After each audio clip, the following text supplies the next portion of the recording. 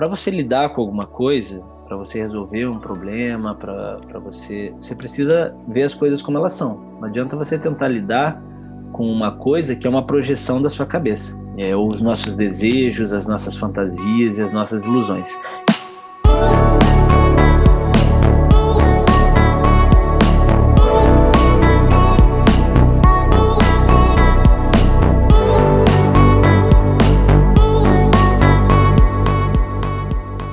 Bem-vindas, bem-vindos a mais um episódio de Abrindo Caminhos, o podcast para quem busca ser a versão mais autêntica de si mesmo. A cada semana eu converso com pessoas que são referência em empreendedorismo, arte, ciência, espiritualidade e que buscam expandir consciência no mundo e ser a melhor versão de si mesmo. E hoje eu tenho a honra, a alegria de falar com meu amigo André Baldo, do perfil André Sem Fronteiras, que é um cara com uma jornada incrível, uma história que de vários jeitos se assemelha com a minha e de vários jeitos também é diferente, mas um cara que eu admiro muito e tem muito a contribuir nessa série que a gente está fazendo aqui sobre autoconhecimento.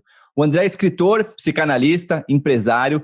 Ele abandonou tudo que tinha aos 27 anos para dar uma volta ao mundo em busca de autoconhecimento. Volta ao mundo, já falamos disso aqui, né, galera?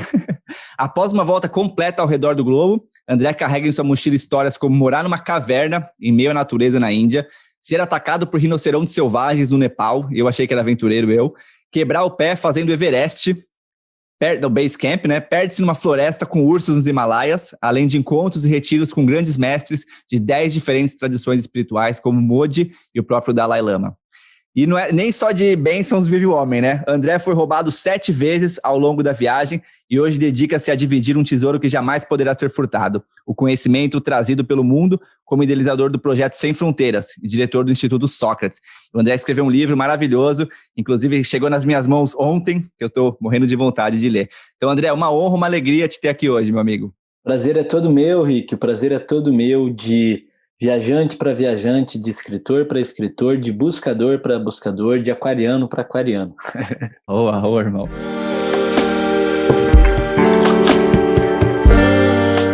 E eu queria começar, André, com essa passagem aqui, né? A gente, assim, dentre tantas coisas que a gente pode falar, né? A gente decidiu focar hoje aqui no tópico do estoicismo, né? Mas antes eu queria falar um pouco desse encontro que você teve com o Dalai Lama, só para dar uma pincelada, assim, que eu sempre tive essa vontade, né, de estar na presença do Dalai Lama e por algumas vezes cheguei perto disso, mas nunca pude estar na presença dele de perto, né? Como é que foi esse encontro e o que ressoou dele para você? Você sabe, Rick, que ele é um símbolo, né? É um símbolo da compaixão, é o símbolo da bondade, da sabedoria. E muitas vezes os símbolos, eles ficam no nível idealizado, assim como uma coisa distante, mítica. A gente encontra muito disso nos mitos, né? Pessoas realmente boas e nobres de caráter, elas são tão raras, puras, né? As pessoas puras, muitas vezes elas são tão raras que elas parecem pertencer aos contos de fadas. Talvez por isso sejam chamados de santos. E é muito interessante você ver alguém concretamente na sua frente, em carne e osso, vivendo a sua palavra, tal como ele vive, com a história que ele carrega, manifestando o que ele verdadeiramente acredita e vendo que é real. Então isso traz muita... Ter um encontro desse, para mim, foi algo de ver que, assim como a gente sabe que a maldade existe, eu pude testemunhar ela nesses últimos dias, que a bondade também existe em carne e osso e que é possível. Assim como é possível a mentira, as guerras, o egoísmo, a bondade, o altruísmo, a benevolência também são possíveis. E nos cabe a escolha. Então, quando eu vejo ele assim, parece um cara super simples, cara, e você falando me ressoou meu encontro com os indígenas no Xingu, porque eu também tive essa experiência de estar com o povo ali sem ambição, que realmente estava conectado com a terra, presente. Então, acho que esses símbolos, como você fala, e poder ver de perto isso, né? Acho que estar na presença ali do Dalai Lama, assim como eu tive dos indígenas, saber que isso existe, que isso é possível, né, cara? Mas assim, a impressão que eu tenho é que ele é um cara bem simples, assim, né? É difícil ser simples, sim. Ele acorda 3 horas da manhã para fazer as praticazinhas dele, vive sempre com a mesma roupa, com o mesmo hobby.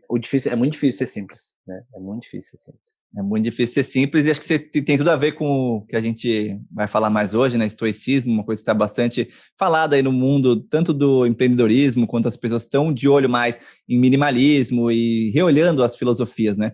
A gente se estuda muito tanto o hinduísmo, o budismo, o cristianismo, mas a filosofia grega, que é muito parte do que a gente vive hoje, eu acho que ela é pouco falada até, né?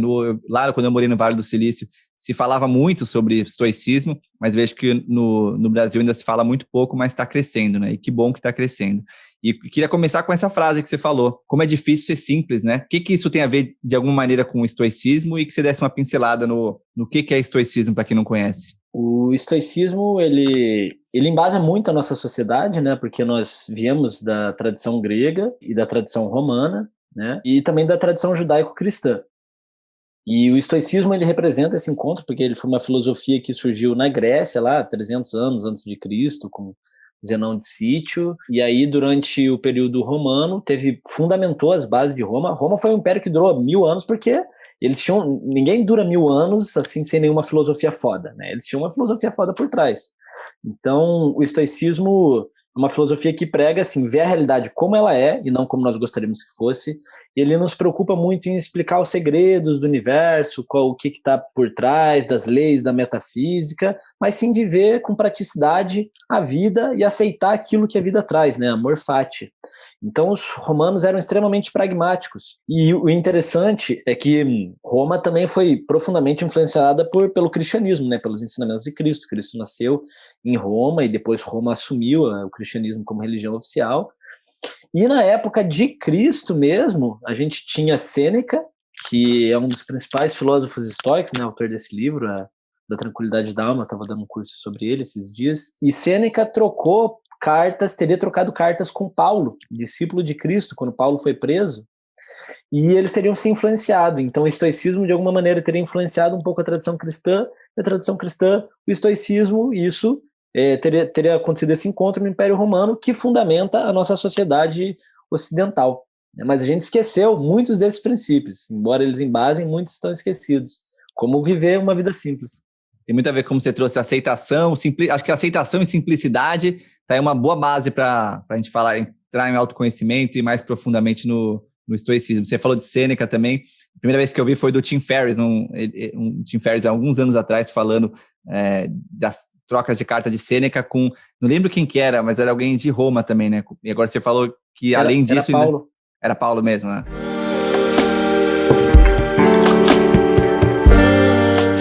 E aí eu queria entrar nesses pontos, aceitação e simplicidade. Qual que é a relação para você entre autoconhecimento e aceitação e simplicidade? A relação entre autoconhecimento e aceitação é porque o que é autoconhecimento, né? Conhecer a si próprio. Para você lidar com alguma coisa, para você resolver um problema, para você precisa ver as coisas como elas são. Não adianta você tentar lidar com uma coisa que é uma projeção da sua cabeça, os nossos desejos, as nossas fantasias e as nossas ilusões.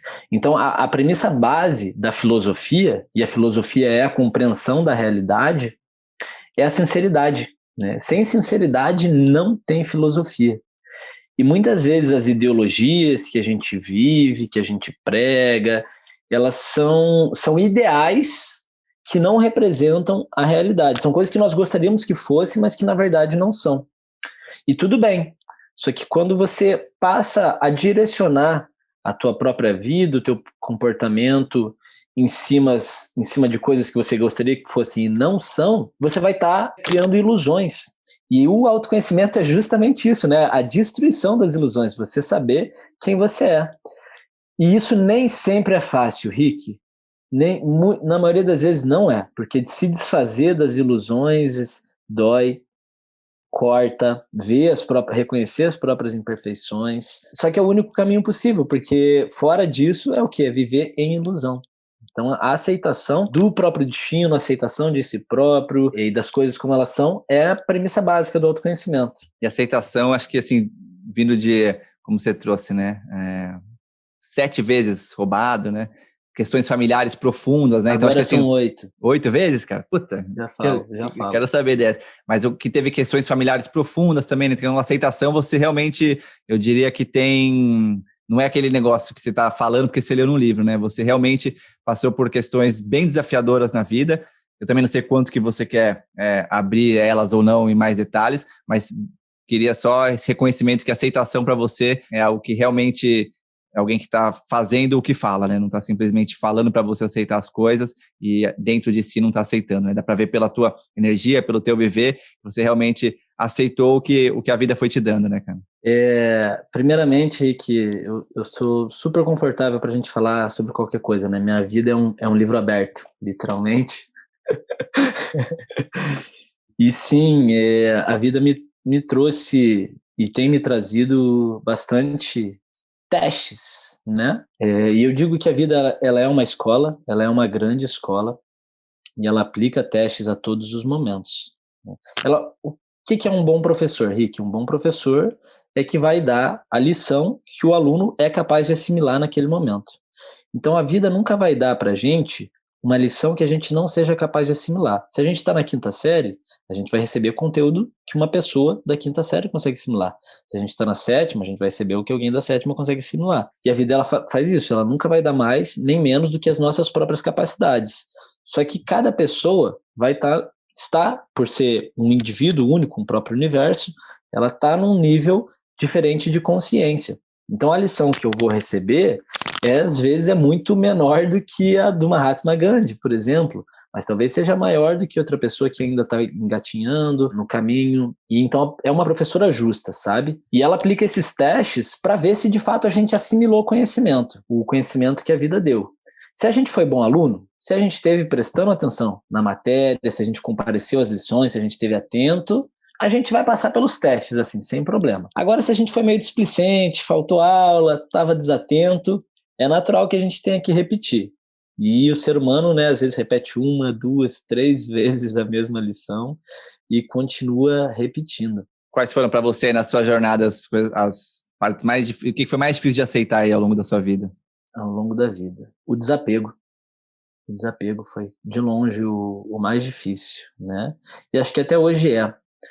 Então, por exemplo, com os roubos, desapego material.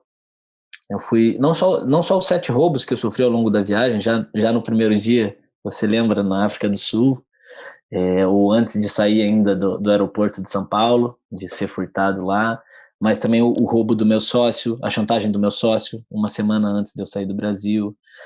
Então, teve muita questão no que se refere a desapego material, desapego do controle, entender que a vida por si só, ela é incalculável, né? A gente não tem controle sobre a vida, a gente mal e mal tem controle sobre si próprio.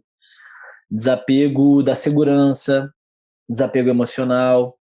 Então, essas foram as grandes lições, com certeza, e as que eu mais tive dificuldade em assimilar. E olha só que curioso, né? Essa semana, eu e Rick, para quem está escutando, a gente faz parte de um grupo de buscadores, de empresários, de amigos, né, chamado Master Soul, que são empresários, lideranças e pessoas que têm alguma influência social e estão nesse caminho do autoconhecimento. Eu não pude participar do nosso encontro na quarta, Rick, que eu estava acabando de sair da delegacia da polícia. Caraca, o que rolou? Eu tive, na terça-noite, eu tenho uma outra empresa, e eu tive 5 carros roubados de uma vez só. E mais um valor em dinheiro equivalente a mais um carro. Então, mais ou menos 6 carros ali. Dava para ter feito umas 3 viagens de volta ao mundo de novo, né? Mas era eu e meu sócio, não era tudo meu. E a gente foi vítima desse crime. E aí, na quarta-feira, eu correndo com isso. E quarta-feira, às 7 horas da noite, tinha que dar uma aula sobre estoicismo. Era a última aula do livro de Sêneca. Sobre virtude e amor fati. Amor fati é um conceito basilar do estoicismo que significa amor ao próprio destino. O amor fati diz o seguinte: você não tem controle sobre aquilo que a vida te traz, né? Então você deve aceitar e amar tudo aquilo que a vida te traz. Amor fati é isso, amor ao destino. Eu amo tudo que a vida me traz, eu aceito e eu uso como combustível para me tornar uma pessoa melhor. E a vida vai te trazer. E no dia seguinte ainda eu descobri de um outro empreendimento que eu tinha de 6 anos atrás, quando eu era empresário no ramo imobiliário. de um imposto que meu antigo sócio não pagou, de um terreno que ainda estava no meu nome e que também era uma conta assim de mais um valor de uns 2 carros. E tudo de uma vez só, assim, né? Deu, caraca, assim. E eu para dar essa aula de estoicismo já logo em seguida, no meio desse furacão, saindo da delegacia, vindo da aula e live no dia seguinte, eu falei, meu irmão, é agora que eu vejo se eu vivo a minha palavra ou não. Se eu realmente acredito no que eu estou falando ou não. Porque eu estou vivendo exatamente o que Sêneca, o que Sócrates, o que Marco Aurélio falaram, e eu tenho acesso a esses ensinamentos, eu estou pregando esses ensinamentos para outras pessoas, e quem sou eu? Será que eu sou isso mesmo? Será que eu acredito no que eu digo? Então vamos lá.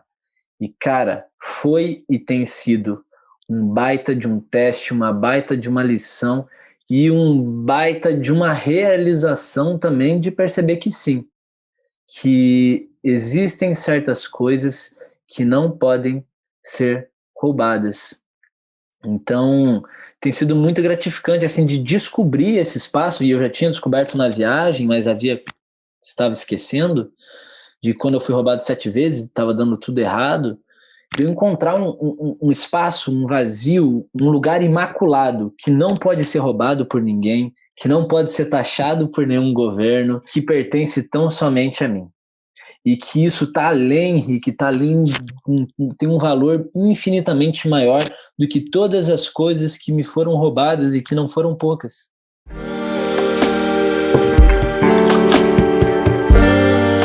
Eu sinto que você trouxe esse ponto, essa questão interna, né? Tipo assim, a gente viajando, né, de alguma maneira sempre buscando alguma coisa ou procurando casas assim fora, tá dentro, né? A gente tá, tudo que a gente está buscando fora tá dentro, né? Na essência de autoconhecimento muito se fala disso, assim, né? E você tá contando isso na prática agora, né?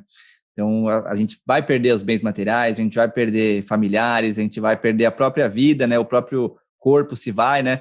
Mas essas virtudes, essa essência, assim, que acho que é isso que a gente busca, na verdade, né? Aquela frase clássica também, aquele que busca é o que está sendo buscado, né? Então a gente está buscando, mas é a si mesmo, na verdade. Então a gente fica buscando fora, tá buscando prazeres e estados emocionais mais tranquilos, ou mais felizes, ou mais agitados, mas tudo que a gente busca fora, a gente já tem dentro, né? Então essa é outra frase da essência do autoconhecimento, que eu acho que além de ensinar isso nas aulas, você está contando também como você aprendeu isso na prática, né? Irmão, mas você sabe uma coisa, Rick, que eu tenho compreendido e é aceitar o paradoxo da vida. Então a vida, ela é dual, ela é paradoxal. Se eu tentar explicar ela unicamente pela razão, eu não vou conseguir. E essa questão do interno e do externo, como eu comecei o meu caminho do autoconhecimento pela filosofia budista, eu sempre foquei muito nesse interno, nesse estado interno. Só que o externo, ele é essencial para que o interno se revele, ele é um espelho. Então eu preciso das situações da vida, eu preciso dos obstáculos da vida, eu preciso das alegrias da vida também. E mesmo para o autoconhecimento, conhecer a si próprio, o outro, eu estar aqui com você, é essencial para que isso aconteça. Eu estar com quem me perturba, para quem coloca os dedos na minha ferida, com o estelionatário, com o ladrão, com a paixão que não deu certo, são essenciais, são essenciais. Então é muito fácil, e eu vejo isso como um erro muito grande no caminho do autoconhecimento. Eu tenho lá o grupo Os Buscadores Sem Fronteiras, do pessoal no Telegram, que divide essa busca junto comigo e muitas vezes traz essa visão de só sentar e meditar e visualizar, mas caraca, vida prática, meu irmão, vida prática. Essa autoconhecimento é uma mãe que cuida de 3 filhos ao mesmo tempo e consegue dar um sorriso ainda. É muito fácil ser feliz num templo. É muito fácil dizer que você é imperturbável num lugar onde está tudo bem. Né? Eu quero ver isso ser posto à prova. Quero ver isso ser posto à prova. E aí você vê de fato. Honrar os desafios, né? Poder honrar esses desafios que vêm e ver como parte do aprendizado.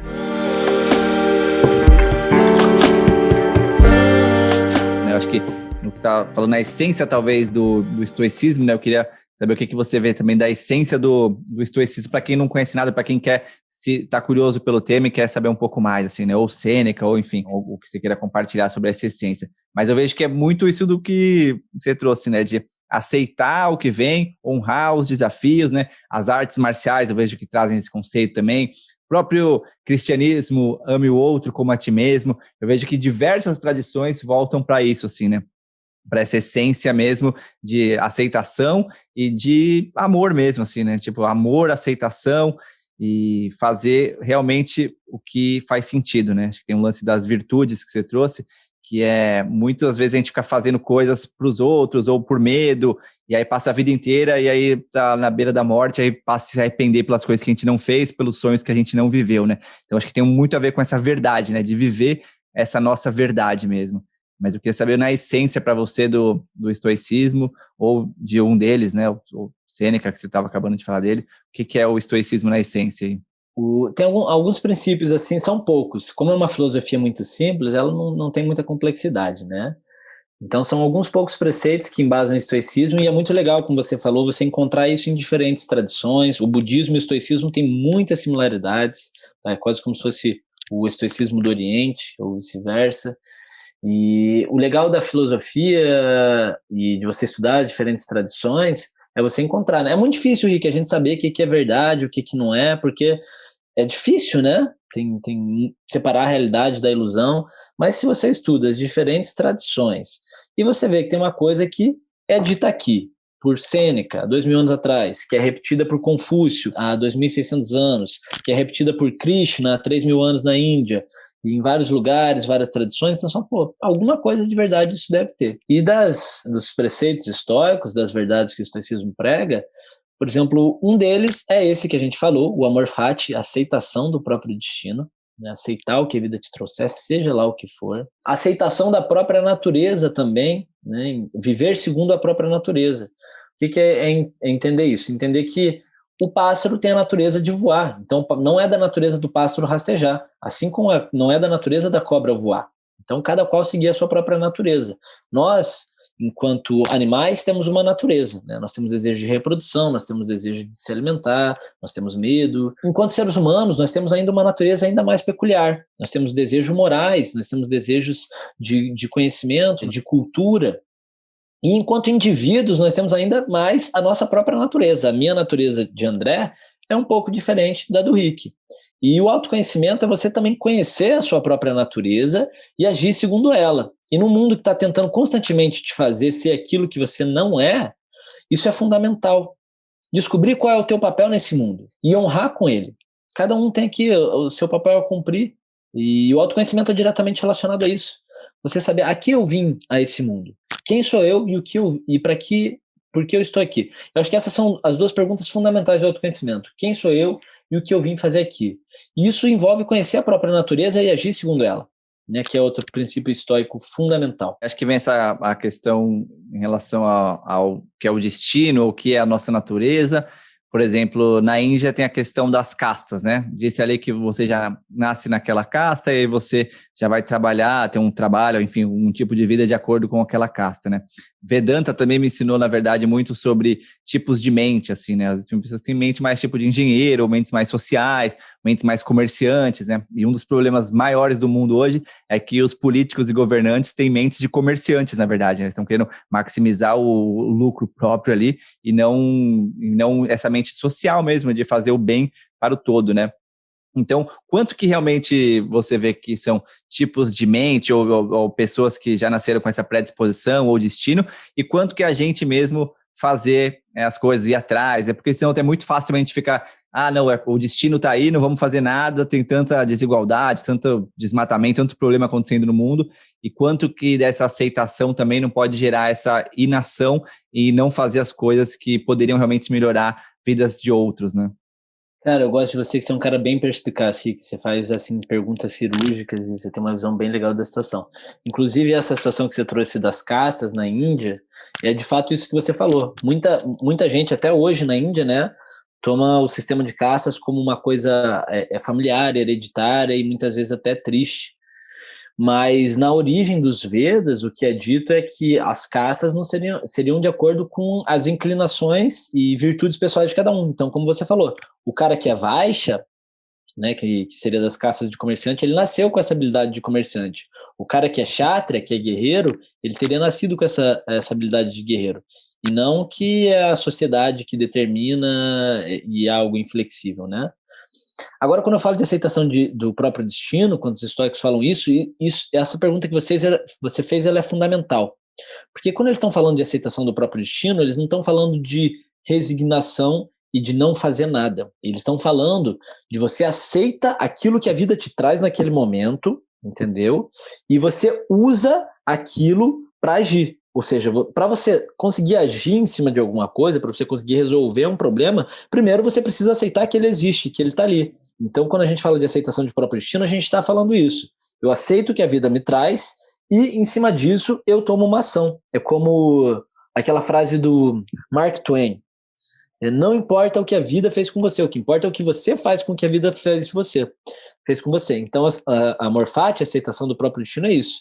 Eu aceito o que o mundo me faz, mas eu posso agir em cima disso. E eu sempre digo que tem dois caminhos, né? Tem o caminho da aceitação, no sentido de resignação mesmo, né? Aconteceu isso e beleza, é assim, eu não vou fazer nada sobre isso, eu aceito e é assim. Tem o caminho da ação, né? Que então eu vou fazer algo para mudar isso. Mas tem um caminho que é o que a maioria das pessoas escolhe, que para mim não é um caminho, que é o da reclamação, né? Esse daí não resolve nada, né? E esse caminho tá forte, tá cada vez mais forte, né? Tá cada vez maior esse aí, né? É o governo, e é realmente verdade, né? A gente tem realmente um governo ruim, a gente tem realmente pessoas desonestas, então tudo isso é verdade, né? Eu acho que é o primeiro passo, né, que você está falando do autoconhecimento, eu acho que é aceitar que isso é um fato, em vez de a gente usar a energia que é limitada para ficar reclamando disso, que não gera mais conflito e mais polarização, mas como eu posso agir para mudar o sistema, e é aquela frase do Einstein, né? O que te levou até aqui não é o que vai te levar até o próximo passo. Então, se a gente continuar nesse modelo de reclamação, de medo, não é por aí que a gente tem que mudar.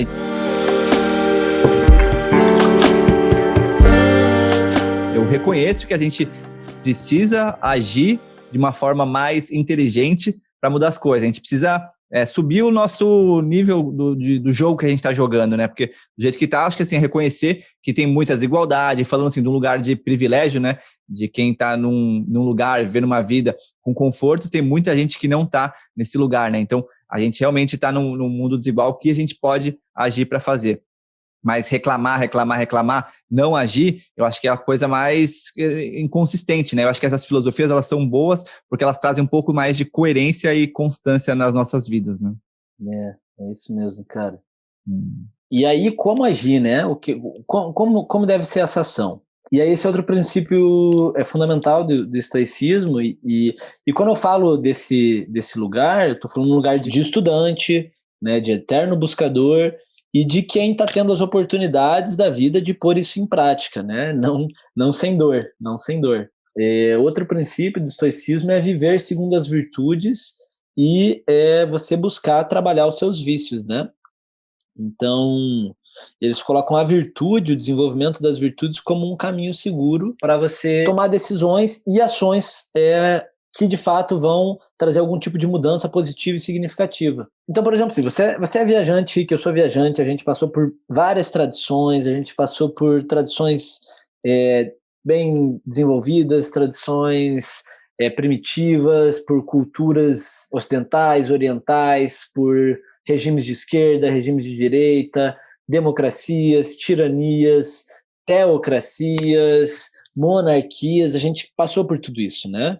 Em todas essas tradições, em todas essas culturas, e não só no tempo que a gente vive, mas como em todos os tempos, passado, presente e futuro, sempre vão estar as virtudes como algo fundamental e valorizado por todas as sociedades, seja lá quais forem. E nenhuma sociedade vai ser valorizada ser covarde.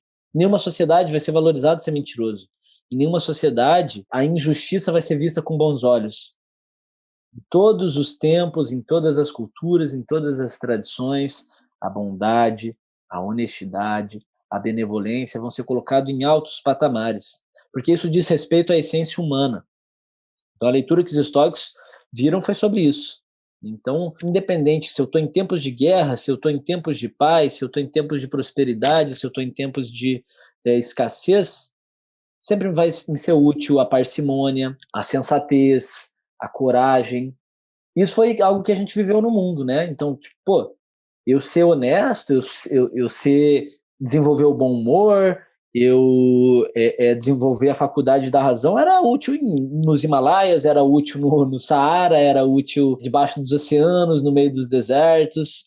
Então, esse é outro princípio estoico que a gente vive de fato na nossa vida, né?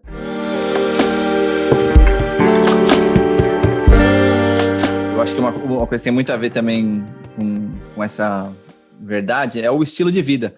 Eu acho que hoje a gente tem várias opções de estilo de vida, né? Então, digo de novo, né? Como a maioria das pessoas que ouve aqui tem certos privilégios, assim, né? De realmente poder escolher certos estilos de vida, né?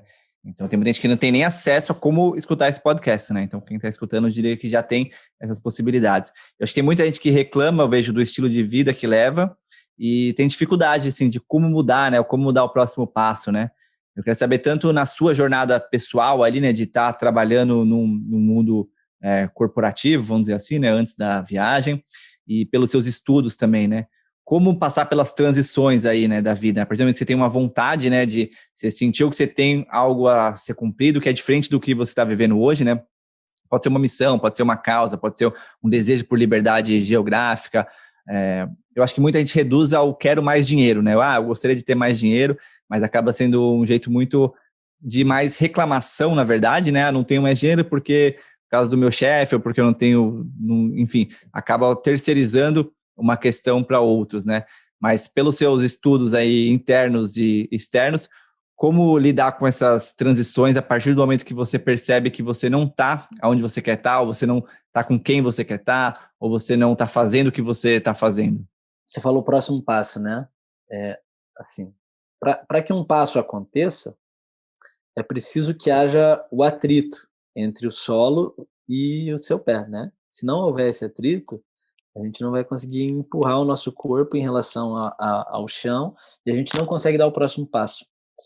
Então, eu acredito que a aceitação do conflito, a aceitação do atrito, a aceitação das crises, ela é um passo fundamental para esse mergulho, para essa jornada no autoconhecimento. A minha foi assim, essa decisão de sair viajando pelo mundo foi resultado de uma crise pessoal.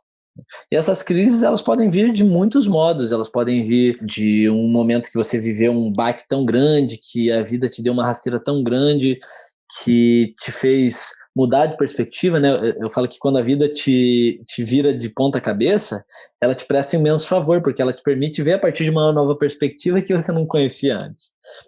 E às vezes essas crises podem vir justamente do oposto, que tá tudo bem, como foi o meu caso na época da viagem, mas não tá tudo bem. Então, tipo, tá tudo bem financeiramente, meu relacionamento com uma pessoa legal, tô progredindo profissionalmente, mas ao mesmo tempo não tá tudo bem. E aí o que a maioria das pessoas faz num momento desse? Foge, se distrai, vai buscar através do álcool, da distração, de mil e um caminhos, do prazer, fugir disso e se distrair. Não quero nem pensar sobre isso. Eu diria, encara, acolhe, aceita, vai fundo, mergulha fundo, permita que te corte, permita que a vida bata em você para que revele quem você verdadeiramente é. Né? Porque tudo que é construído pode ser também desconstruído, mas tudo que é jamais deixará de ser. Então, essas chacoalhadas que a vida dá, às vezes é um tremendo serviço prestado ao nosso favor, porque só vai cair aquilo que é falso. Então, se vem esses sentimentos, escuta eles. Claro, não deixe que o desespero te tome, mas se coloque na condição de observador. Seja sincero com você mesmo. Seja sincero com você mesmo. Volta para o que a gente estava falando no começo, né, da simplicidade que é você viver de acordo com esses valores, mas a dificuldade que é, né? Igual seja honesto com você mesmo, parece tão fácil, mas é tão difícil, na verdade, né? Porque muitas vezes a gente se engana, mas não quer nem olhar para esse lado que está se enganando, né? Então, ter essa coragem de olhar para dentro é um caminho profundo, assim, eu vejo, né? E como você trouxe, né? Tem várias sombras, várias dores que vão aparecendo.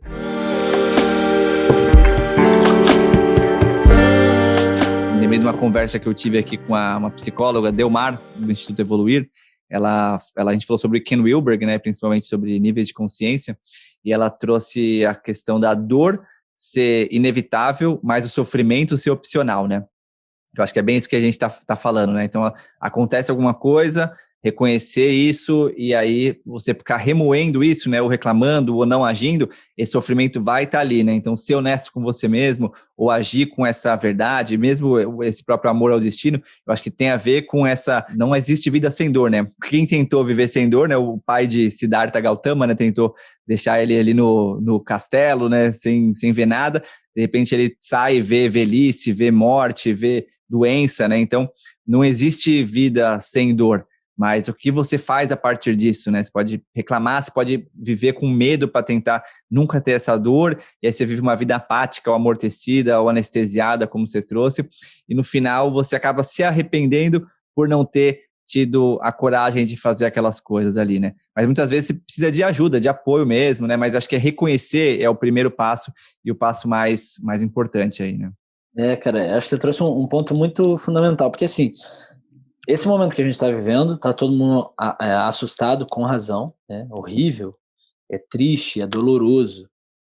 Só que a tristeza, a dor e o horror também fazem parte da vida, né? Os nossos antepassados viveram isso, os nossos descendentes vão viver em algum nível. O Siddhartha tentou fugir, tentaram privar ele da morte, da doença e da pobreza e da velhice. Ele viu tudo isso acontecendo e foi isso que levou ele ao despertar, né? Foi o encontro com esses fatores que levou ele ao despertar. Então, quando a gente embarcou nessa jornada aqui, Rick, de algum modo, acho que a gente assinou um contrato. Eu tô sujeito a essas coisas, né? Quando eu topei vir aqui, eu topei estar sujeito a essas coisas. E aí, tipo, quando a gente passa por esses obstáculos, que assim, eu falando agora dos meus roubos, ou da dificuldade de deixar uma grande paixão para trás, ou de ser enganado, ou de viver a solidão, e agora mais esses outros contratempos, cara, velho, olha para esses caras, olha Sêneca, foi o cara mais rico de Roma, aí de repente teve todos os bens tomados, era o cônsul do imperador, de repente foi forçado pelo mesmo imperador a viver 10 anos no exílio, privado de bens materiais, foi 2 vezes condenado à morte por 2 imperadores, um deles era discípulo dele, ele criou como se fosse o próprio filho, para depois ver o cara condenar ele à própria morte, e manteve a dignidade até o último momento da sua vida. Olha Sócrates, olha Mandela, olha Gandhi, porra, né? São grandes homens. E são grandes homens porque enfrentaram grandes questões. Então, se eu quiser ter uma vida morne, não tem nada de errado com isso, tudo bem. Mas ainda assim a vida vai te testar em algum nível. Para você ser de fato um herói, você tem que estar disposto a encarar essas coisas.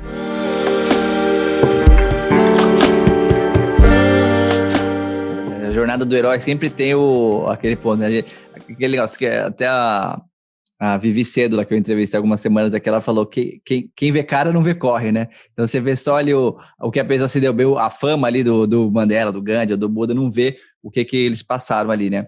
E a gente citou alguns desses grandes homens, né? Eu queria entrar um pouco nessa questão do gênero, né? Muito tem se falado agora do sagrado feminino, né? Há algum tempo já, né? As mulheres já têm essa maturidade emocional maior de se colocar em círculos, em rodas, em mandalas e falar sobre o sagrado, né?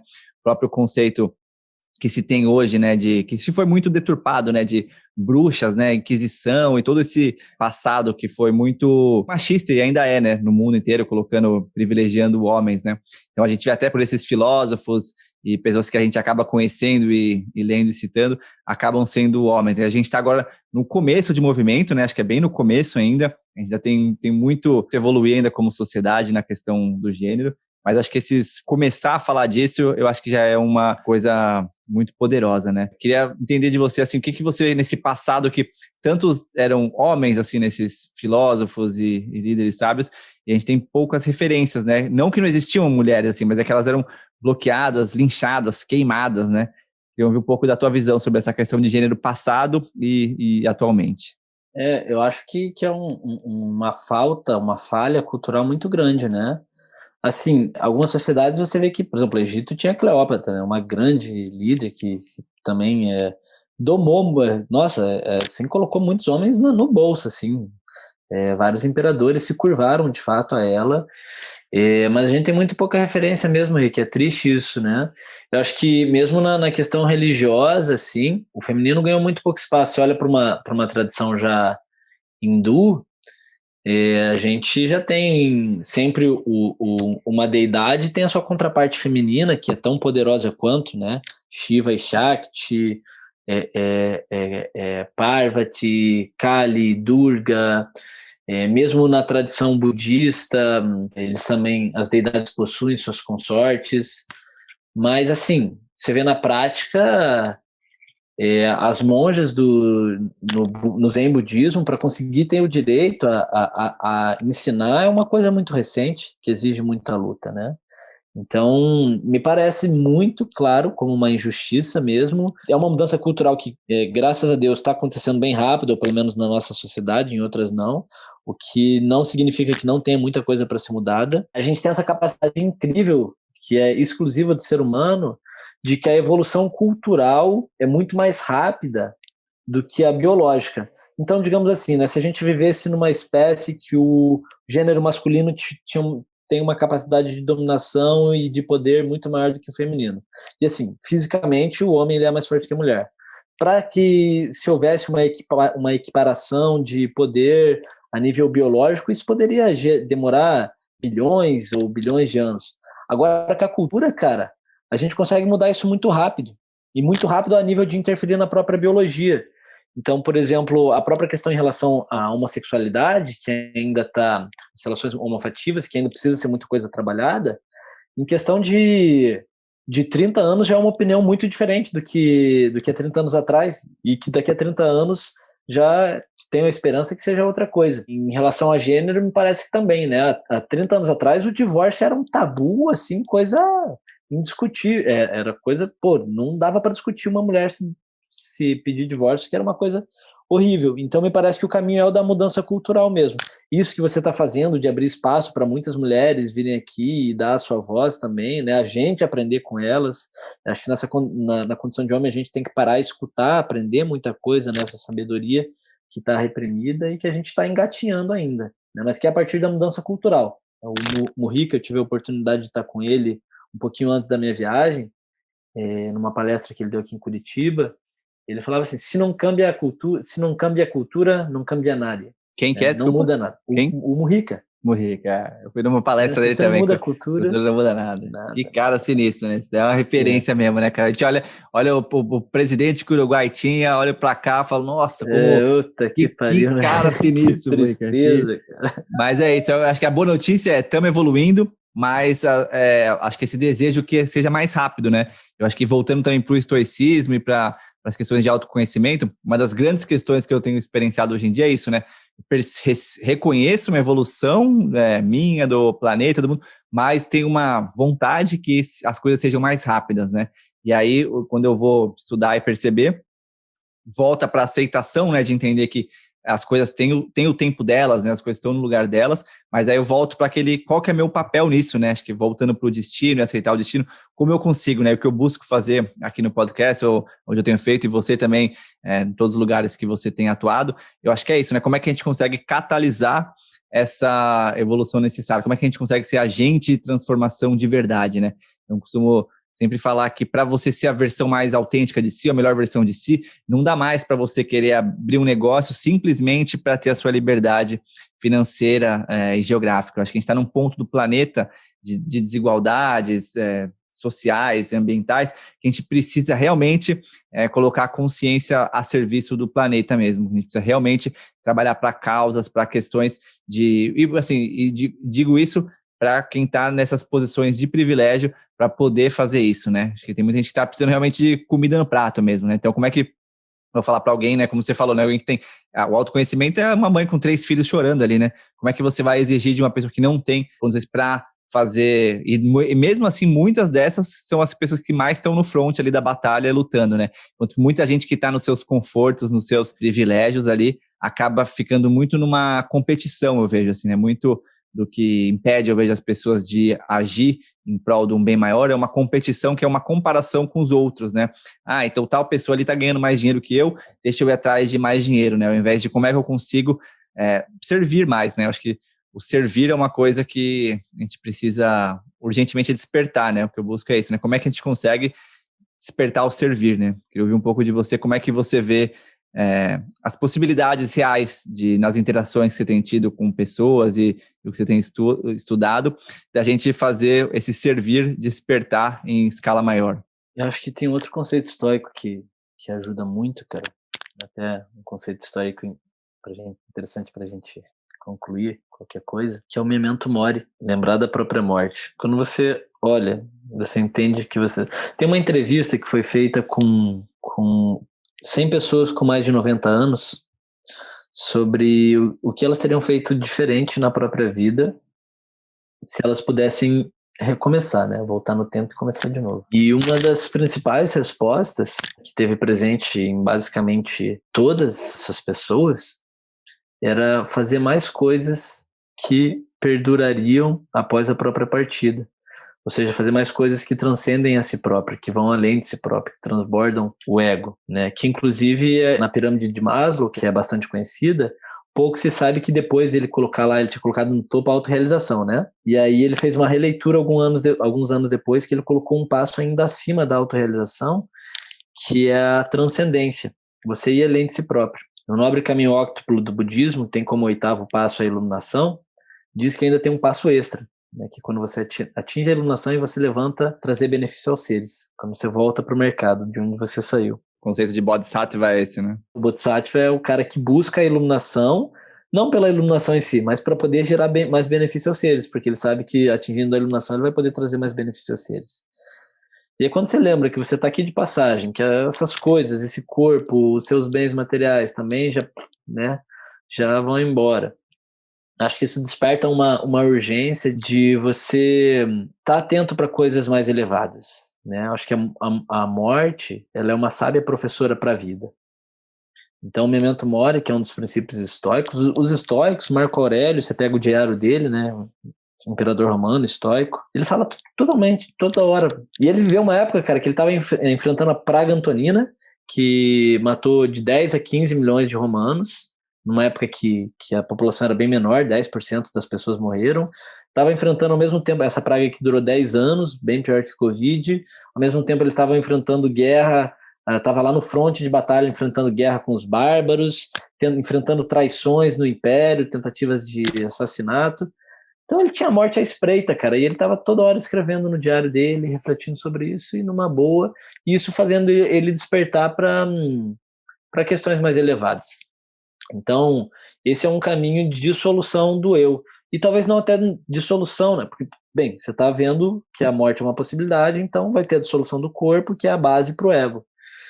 Mas pelo menos colocar ele no seu lugar, não mais do que ele é, entender que eu sou uma pecinha no tempo e espaço, e que essa pecinha está passando também. Então, que essa pecinha faça um bom jogo, cumpra com o seu papel, e o jogo, o tabuleiro da existência é imenso, né? Ele não cessa. Demais.